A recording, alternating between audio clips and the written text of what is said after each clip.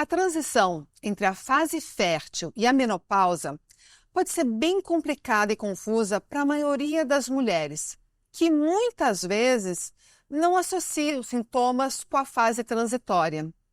E aí começa uma peregrinação em médicos, psicólogos, psiquiatras, porque sintomas como insônia, ansiedade, confusão mental e falta de vitalidade são muito comuns.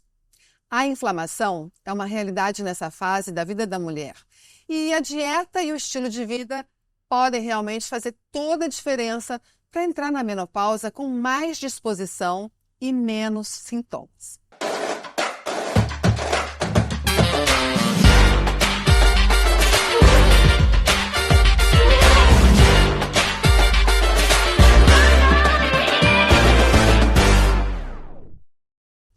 A minha convidada de hoje é mestre em ensino na saúde pela Universidade Federal Fluminense, especialista em nutrição funcional e em prática ortomolecular. Ela também é coordenadora e docente da pós-graduação em saúde da mulher, nutricionista com 18 anos de experiência em clínica, palestrante e mãe do Pedro. Nossa, essa mulher é tudo, gente. Que currículo. Bianca Inocêncio. Muito bom. Bem-vinda Muito aqui. bom estar com você. Bem-vinda nessa sala do Poder Real. Que bom receber você. Ela veio do Rio de Janeiro e eu me sinto super feliz com isso, lisonjeada, porque eu sei que você tem um trabalho muito intenso lá, né? Mas vai estar aqui hoje esclarecendo muitas dúvidas e vamos falar sobre saúde, porque isso é poder. É isso mesmo. E é muito bom estar aqui com você, né? Podendo falar para as mulheres, que eu sei que você faz um trabalho lindo, eu te acompanho em rede social, um trabalho lindo para mulheres, para levar esse empoderamento, né, para as mulheres. E quando a gente fala em menopausa, você, né, trouxe essa questão da inflamação, da menopausa, né? O quanto que nós mulheres, nós não temos ideia do nosso poder de agir previamente para ajudar o nosso corpo. Pois é incrível isso. Isso eu acho, por isso que eu acho que esse canal de comunicação é realmente um canal de poder e a gente tem que ir cada vez mais. O que eu trago sempre para vocês é informação de qualidade com profissionais sérios e que sabem do que estão falando. Sim. Então, a inflamação é algo que veio à tona. Não sei se porque faz parte da minha vida atualmente, né? Mas eu vejo que as pessoas estão falando muito mais sobre isso. Sim. Uma coisa que é fato é, a mulher a partir dos 35 anos de idade, ela começa a ter um declínio hormonal. De que forma essa mulher pode começar a prevenir uma longevidade saudável? Sim.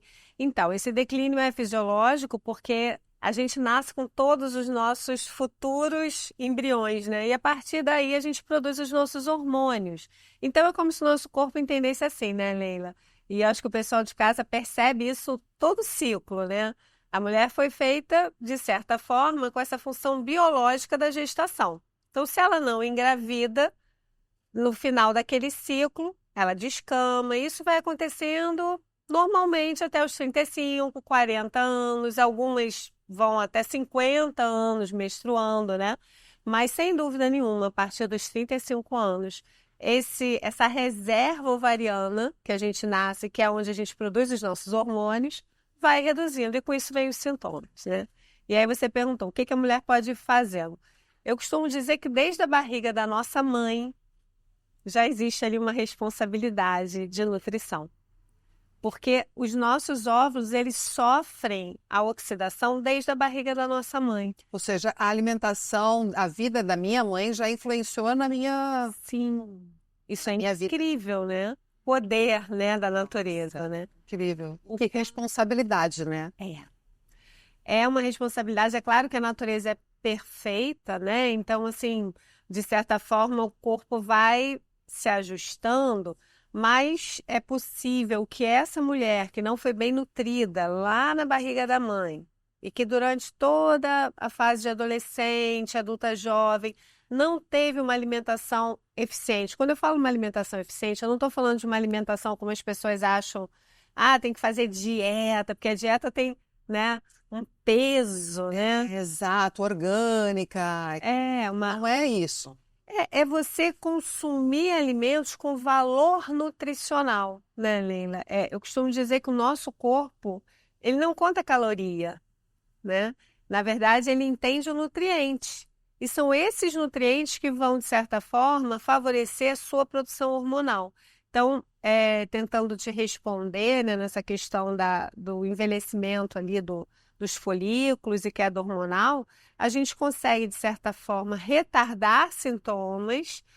Eu, como nutricionista, não posso prescrever hormônio, e nem quero, e nem poderia de qualquer forma.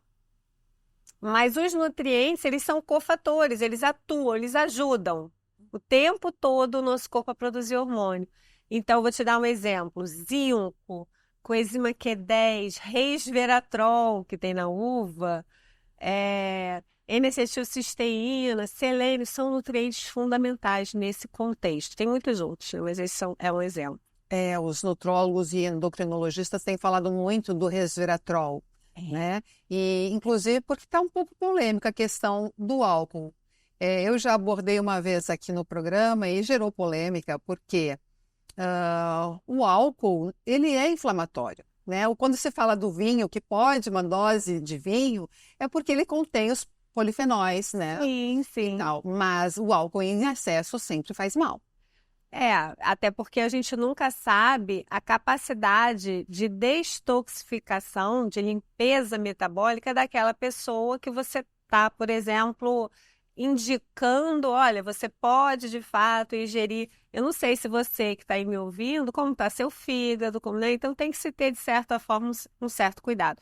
E eu percebo, pela minha prática clínica, que, principalmente depois dos 40 anos, o nosso corpo parece que não metaboliza tão bem o álcool, né? E assim, algumas mulheres acabam exagerando um pouco, por exemplo, no vinho, né? Porque é agradável, porque é gostoso, porque tem a coisa do social.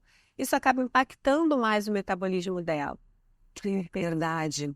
Então, a gente estava falando sobre o declínio hormonal e o preparo para o envelhecimento saudável, né? Então, é essencial que a gente preste mais atenção em alimentos de verdade, né? Em alimentos, nutricionalmente falando, verdadeiros. Isso, em alimentos que de fato vão nutrir o seu corpo. Assim, eu acho que a gente já saiu daquela época, né, onde a gente ficava só preocupada com a contagem de caloria. Não que não seja importante a ingestão, óbvio que é, né? Se você quanto você gasta, quando você, por exemplo, você é uma mulher alta, você é uma mulher que, pelo visto, faz exercício, né?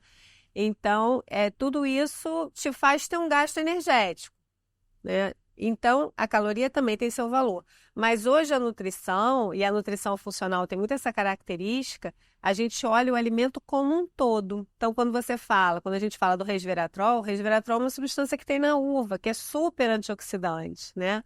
Assim como tem as catequinas do chá verde. Então, assim, são esses nutrientes que a gente precisa, de certa forma, cada vez estar mais atento e dar mais valor, né, no meu olhar.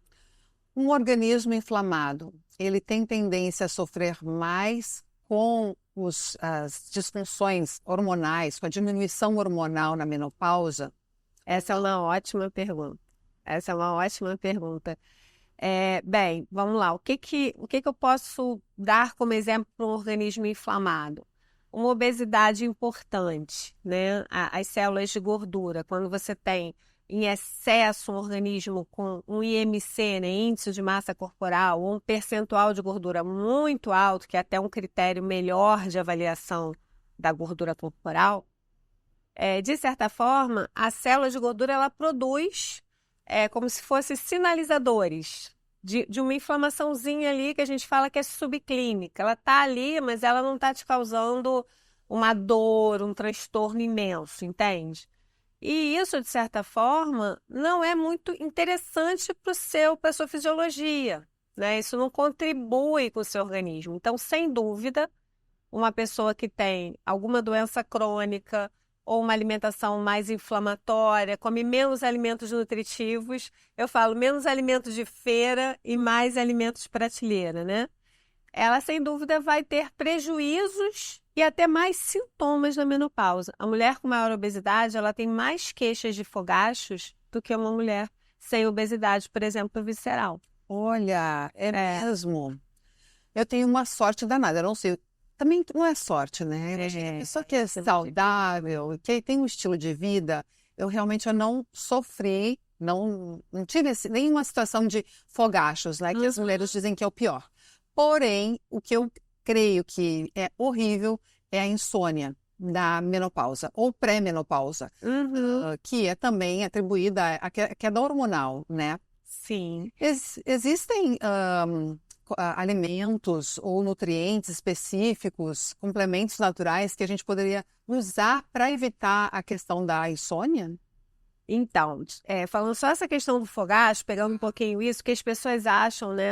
Muitas pessoas têm esse discurso assim, por exemplo, eu não tive sintoma nenhum, porque associa o sintoma ao fogacho. Mas como você bem disse, não é só o fogacho, eu tive insônia, né? E vão ter outras mulheres, possivelmente quem está assistindo a gente, vai falar, gente, eu não tenho sintoma porque eu não tenho isso.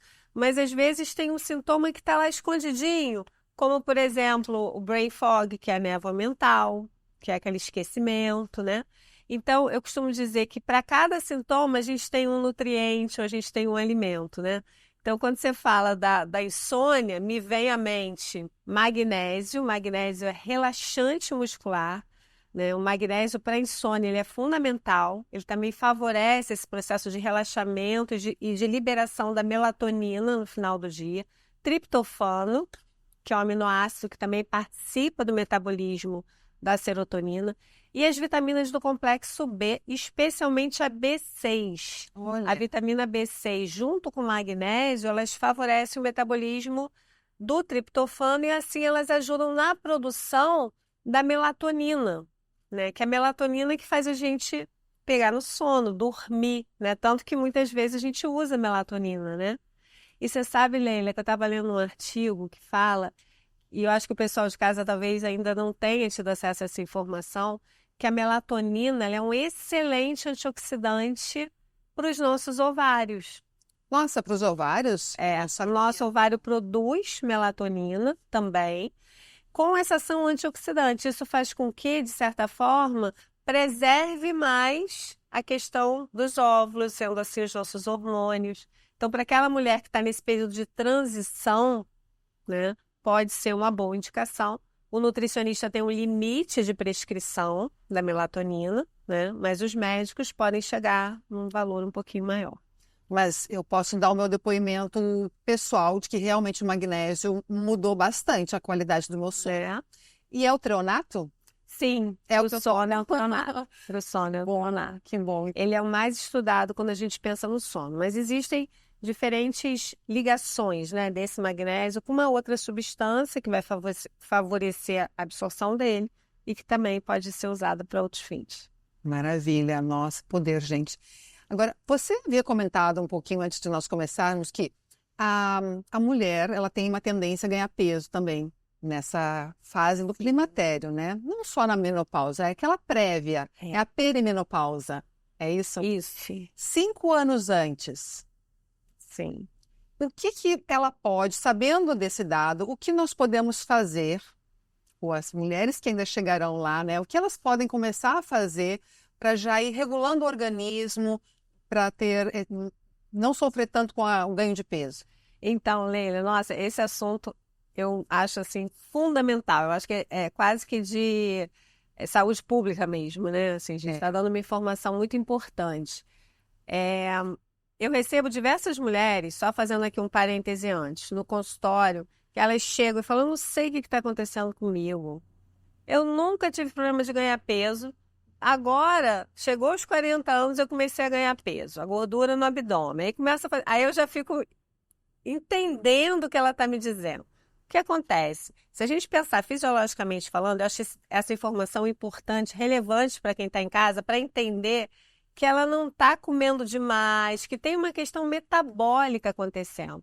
O estrogênio, que é o hormônio que a gente vai perdendo, né, principalmente estrogênio e progesterona, o estrogênio especialmente ele tem a ver com o ganho de gordura nessa parte que a gente chama que é no quadril, né, e na mama, que é aquele corpo da mulher. O estrogênio não estando mais tão ativo, a gente começa a acumular, que é meio que fisiológico. o corpo passa a ficar um corpo parecido com o corpo masculino. Então, o que a gente, no meu olhar, o que tem que se fazer previamente? Você precisa entender que uma dieta que você fazia, uma alimentação com 20 anos, não vai ter mais o mesmo resultado. Outra coisa é aumentar o seu gasto energético, né? Atividade física. Atividade física e, por exemplo, se antes 2 vezes por semana estava ok, talvez agora você precisa intensificar mais. 4, né? 5. A mulher que está em casa.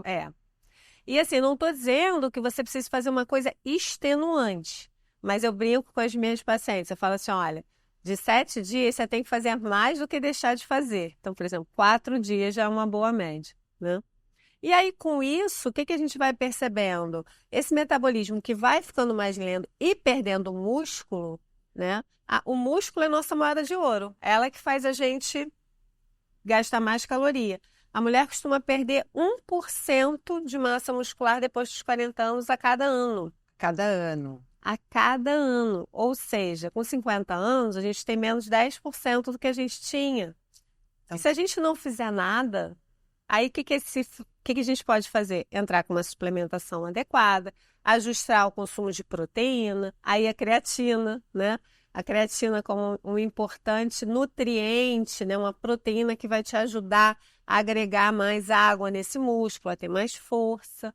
E uma série de pequenos ajustes para que essa alimentação seja efetiva nesse momento. Fundamentais esses ajustes, porque não adianta, a gente tem que entender, eu sempre digo o seguinte, nós não temos simplesmente que correr atrás de ficar, eu quero malhar mais porque eu não quero engordar. Não é questão do engordar, é porque você aumenta também o teu risco de doenças cardíacas, o risco de diabetes, enfim, é uma série de coisas que começam a acelerar o processo de envelhecimento interno também, né? Sim. E eu acho que nós estarmos bem mentalmente, sabendo da responsabilidade que está nas nossas mãos com relação a essas escolhas, né? Sim. Então, aumentar o que me fazia bem quando eu tinha 20 anos, que eu comia aquele hambúrguer e ficava deitada lá no sofá, não é mais assim. Não adianta, a gente tem que assumir, a gente tem que aceitar, mas com amor, a nova fase. Isso, Bianca. Eu sempre falo assim, não adianta a gente querer bravamente brigar pelos nossos direitos e falar isso e aquilo, mas tu tá te amando mesmo? É verdadeiro isso? Tu tá te cuidando mesmo? Ou tu só quer estar bonita e que os outros te aceitem? Nós temos que ter essa aceitação. Esse autocuidado, né? Esse autoamor. Porque, de fato, quando você tá bem, essa é uma impressão minha, né? Se a pessoa que está assistindo a gente, se você que está assistindo a gente concorda, deixa aqui, né, para a Leila saber que você está concordando aí com a gente. Mas eu também concordo com você, Leila. Eu acho que quando você está bem com você, e não é também ter um corpo ideal, eu acho que é você se sentir confortável com quem você é.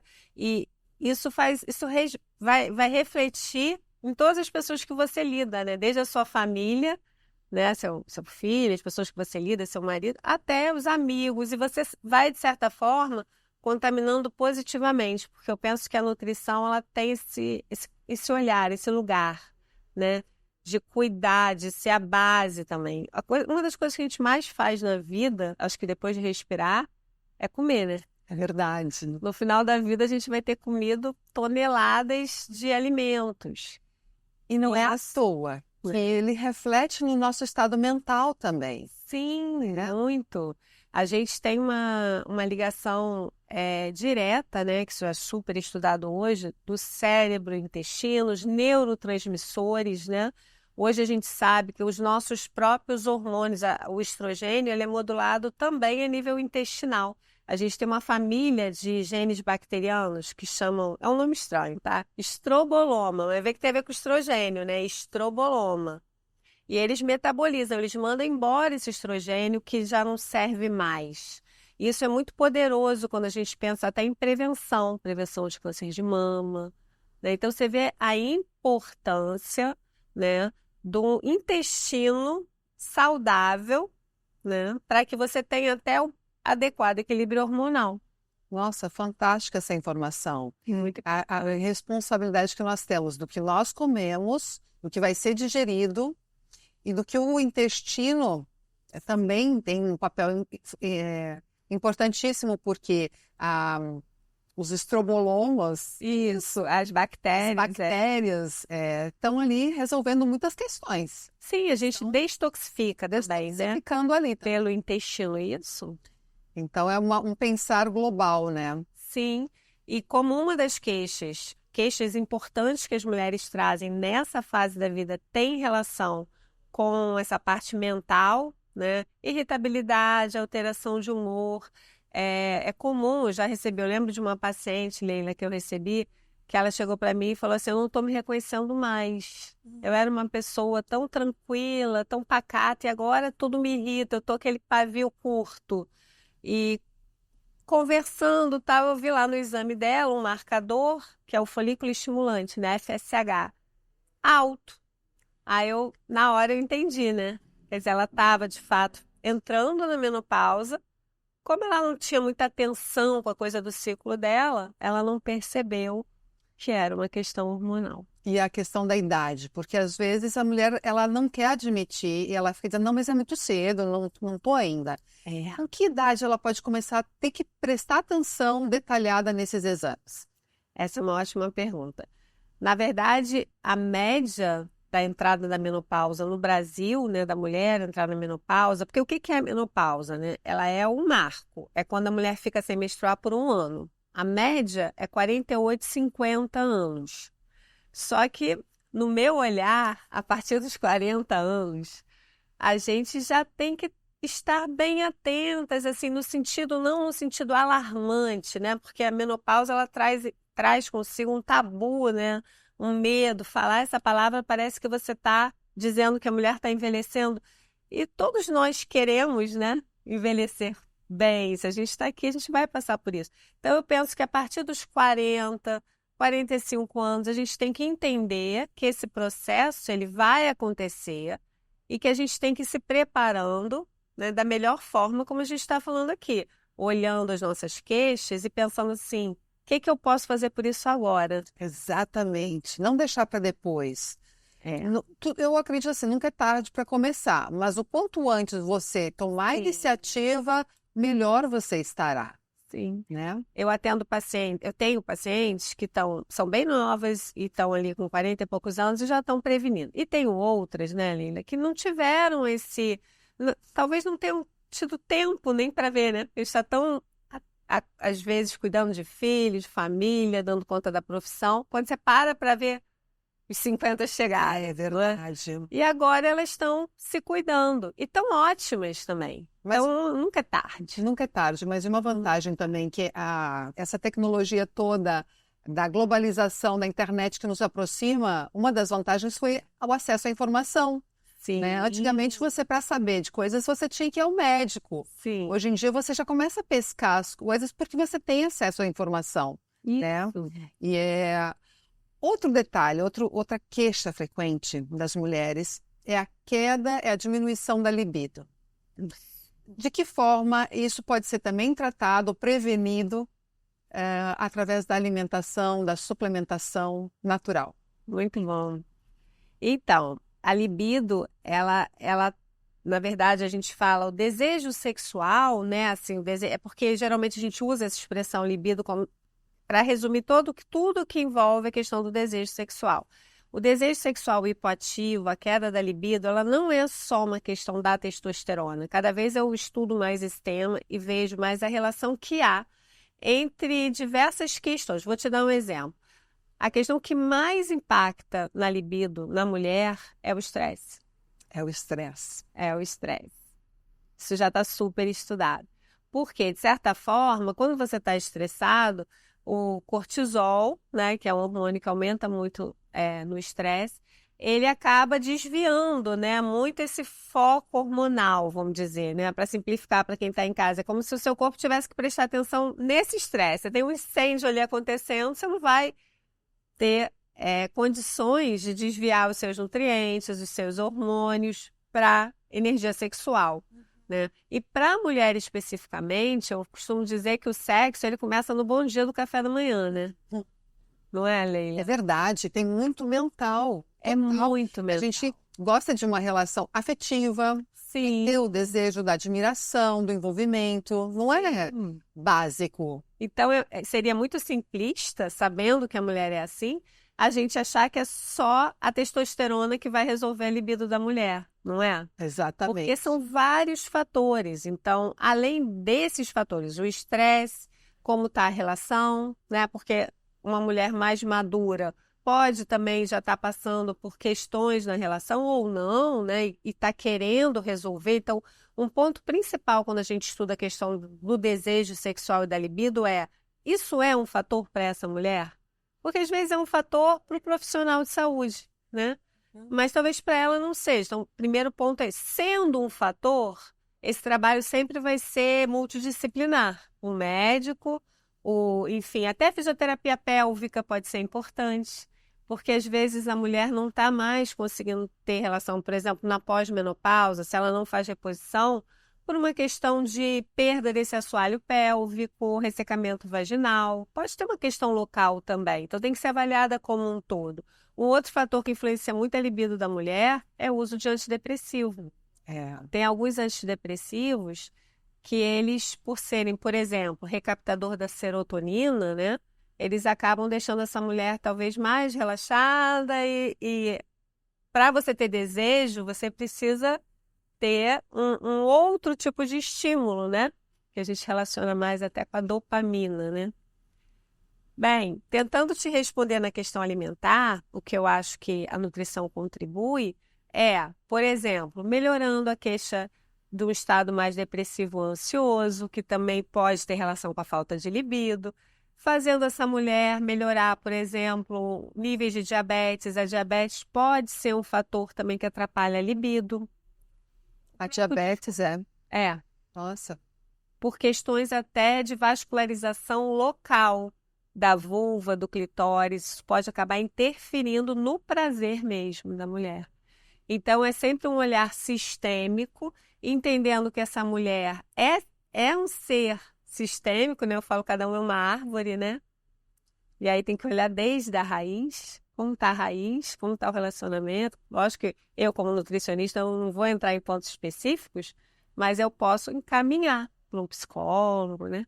mas alimentos de verdade são importantes para a gente criar essa proteção, digamos assim, Sim. uma vida realmente com mais disposição. Sim, tem alguns alimentos, por exemplo, a maca peruana, ela é bem estudada quando a gente pensa na questão da libido.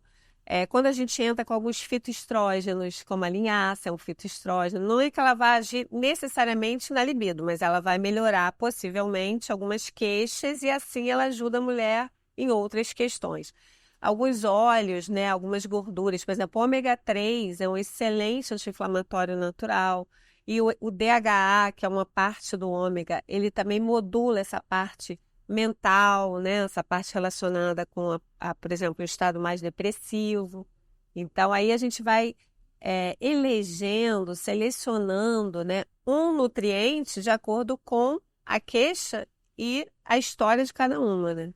Olha, interessantíssimo. Essas sementinhas eu amo e não saem da minha casa. Não saem Chia, nunca. linhaça. Chia, muita linhaça, todos os dias É. consumo.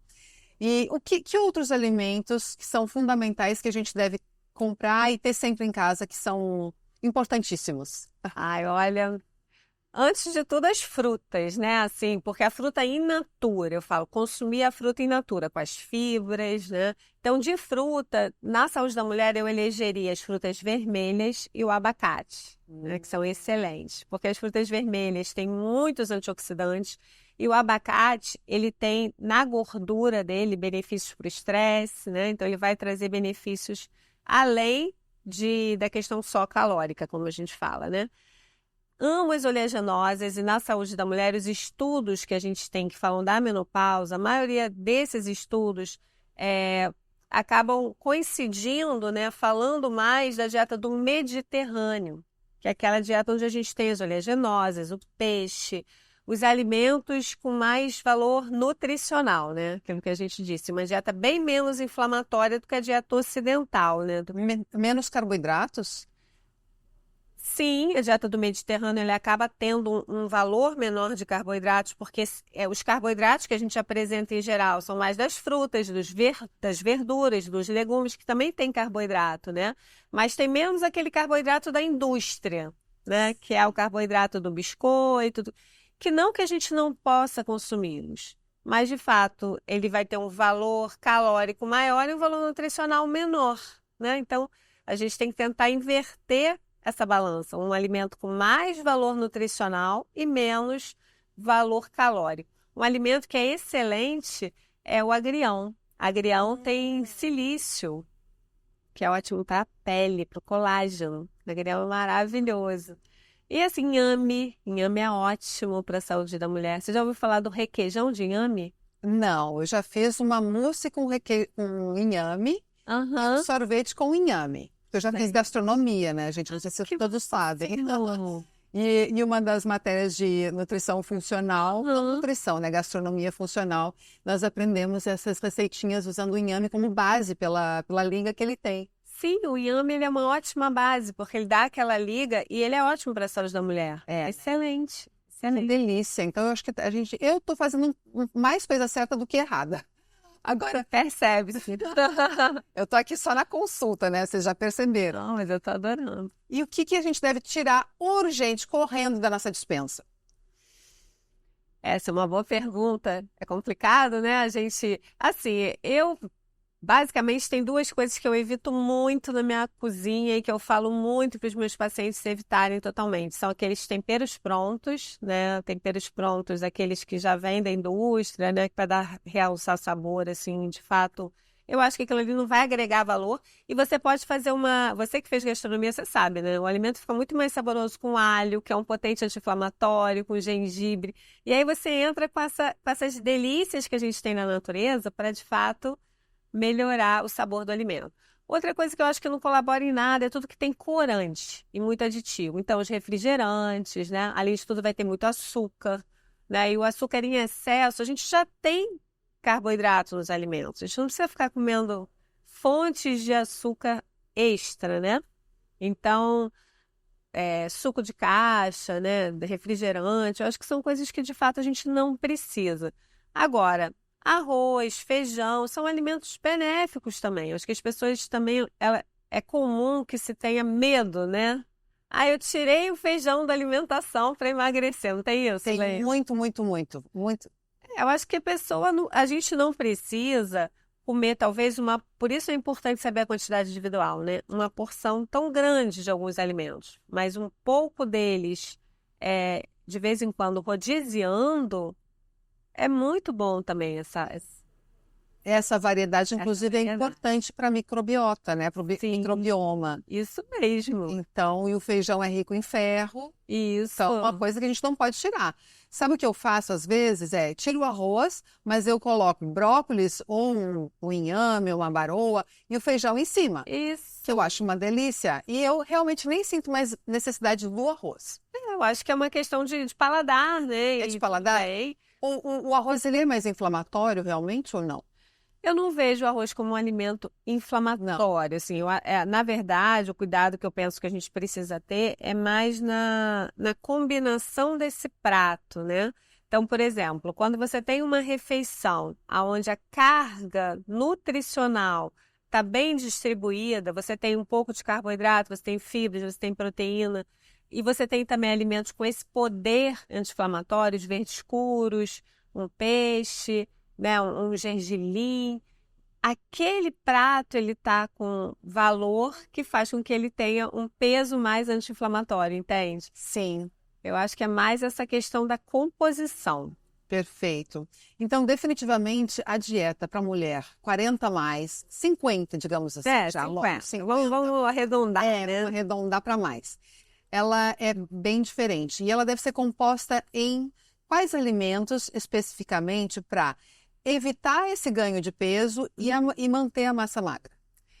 Então, a proteína não pode faltar.